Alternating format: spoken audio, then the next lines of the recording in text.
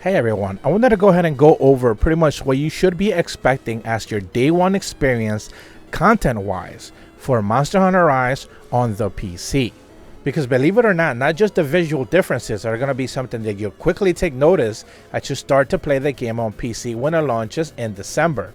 And that's the fact that, of course, pretty much Capcom is pushing a lot of the same pre-order content and even the deluxe version becoming available on the PC on day one. The pre-order bonuses for pretty much anyone who go ahead and downloads the game and pre-order it via Steam, I believe, are the Palamute Retriever costume, the Palico Forest Cat, and the Novice Talisman. So this is no different than what we had on the Nintendo Switch. Meanwhile, you have the deluxe edition with the layered armor that's pretty much looking like the Camera Village one, and a couple of other extra goodies. What you won't necessarily have access to is obviously the collector's edition that was available on the Nintendo Switch. There's no such thing available on PC. And remember, that also includes the amiibo content. Remember that the amiibos themselves had the Palico, the Palamute, and the Magnamalo amiibo all contain some sort of layered armor bonuses that, as of right now, we don't necessarily have any clear indication from Capcom as to how you're going to be able to get those into the PC game.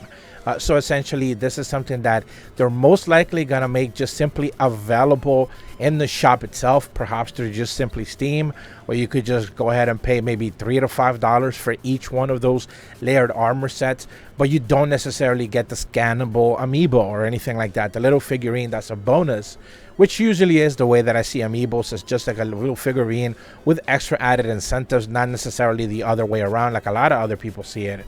But you don't necessarily have that any longer. So presumably they're just going to put them available for a certain set price, and they're going to become available in that way.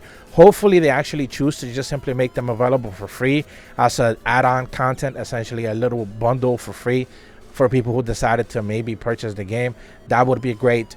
But also remember that they also have, if you have the save data on the PC for Monster Hunter Stories 2, you're also going to be able to get layered armor there as well. So the only way for you to be able to get that one is if you decided to purchase Monster Hunter Stories 2 on the PC. Remember that none of your save data from the Nintendo Switch at all are ever going to work on the PC. This is one of those, sad things that we've talked about in the past, but, it is what it is.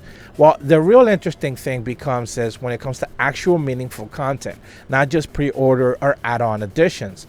And that comes in the form of one of probably the least talked about features, the fact that the PC build will pretty much be launching with all the available content that is already on the Nintendo Switch. Essentially, the PC version will include all the post-game DLC updates from the Nintendo Switch, pretty much all the way up to November 2021. So that Sonic collaboration that I was just talking about a few days ago, pretty much that's going to be that first available DLC update you're just going to have available on the PC. That also means that you're most likely going to have the game updated directly into the patch version 3.5 or 3.6. I think it's 3.5. So we're going to have that available there already. What does that actually mean? Well, pretty much all the quality of life updates, all the bug fixes, all the dialogue changes, all the typos and errors that they went ahead and sorted out on the Nintendo Switch that actually took months to actually get fixed. That's all going to be available and fixed pretty much on the PC build on day one. What that also includes is pretty much all the Capcom collaborations. They're going to be pretty much available for you to go ahead and download pretty much right away. So this is actually going to be one of those good things that is going to be there. Presumably, this also means that all the event quests, pretty much all those event quests that we have been covering pretty much on a weekly basis, they're all going to be there as well. So you won't necessarily have to wait for any sort of randomly designated day to have access to a brand new event quest. Presumably, those are going to be there, all available on day one. Now, any available DLC event quests that are going to be coming available as we head into December for the Nintendo Switch, those are going to be launching presumably day one on Steam and obviously on PC and of course Nintendo Switch as well. So from December onward, you're not necessarily going to have those as you boot up the game, but pretty much everything available up until November is going to be there for sure. What this entails when it comes to monsters themselves, it means that Allmother Narwa is pretty much going to be the end of the game, as it should have been pretty much from the get-go. Remember that on the Switch, we had to wait for the 3.0 update to get Allmother Narwa, and the 2.0 update brought us, Kushala, Daora, Teostra, and other monsters. Well, that's not necessarily something that PC gamers are going to have to worry about. All that's going to be available pretty much as you download the game. Is going to be available pretty much right then and there. So a lot of the single player experience, if you're going to be choosing to play the game that way, it's going to be a little bit different, because you're going to have way more accessible event quests and DLC content that, basically just became available retroactively on the Nintendo Switch. So you're going to have that more robust experience than the Switch experience actually ended up being, with the understanding that once you hit high rank and you start pretty much doing the end game part of the experience, all that stuff that is already on the Nintendo Switch is going to be available on the PC there as well. So you're going to be seeing a lot of people have, pretty much almost end game armor sets available within the first, week or so, or stuff like that. They're not necessarily going to be waiting, to, round out that kind of experience. They're just going to have that all ready to go. So that's actually the things that I wanted to go over, because I think the PC experience is something that we haven't necessarily been covering all that well, and that mostly comes to lack of hype. I've actually not necessarily seen any of the PC videos do all that well. I think there's a very specific PC audience that's out there that is excited for the game, but when Capcom decided not to put any of the cross-play or cross-saves experiences for the Nintendo Switch between the PC and the Switch, I think they lost a lot of people, realistically speaking. And anyone who was really realistically interested to purchase the game because they loved the Nintendo Switch version and they just wanted to go ahead and play a better build, essentially, of the game, they kind of just lost those people entirely.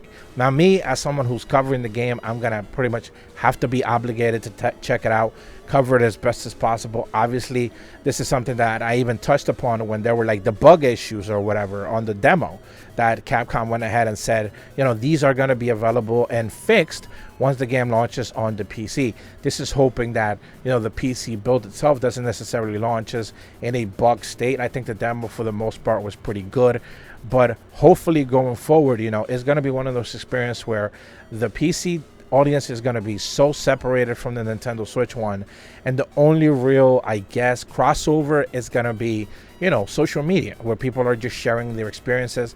There's going to be a lot of people who are playing the game for the very first time because they've waited this long to be able to see it. And Switch fans are just going to be like, we're just still waiting for more event quests and eventually next summer's Sunbreak release. So that's not necessarily going to change in that front. And those PC players who are definitely looking forward to the experience, I think they're going to ultimately feel a little bit isolated, at the very least, until the game comes down in price, maybe $30 to $25 to $20 or something along those lines on the PC, which shouldn't necessarily take that long, because PC games do drop in price rather really steeply, really fast. So once we start to see Monster Hunter Rise on PC down to maybe 25 to 30 bucks, I think a lot of people will be willing to, even if they didn't want to start a brand new character, they'll be willing to give it a chance. And, eventually by the time Sunbreak launches, they'll have a character that's already built up and ready to go. But that's about all the information that I wanted to cover today. The Day 1 experience on the PC, I think, is going to be a solid one. But so far, content-wise, is looking definitely promising. If you're brand new to my channel, be sure to leave a like and subscribe. Hit the bell to receive notifications when the videos go up. And as always, thank you so much for watching. See ya.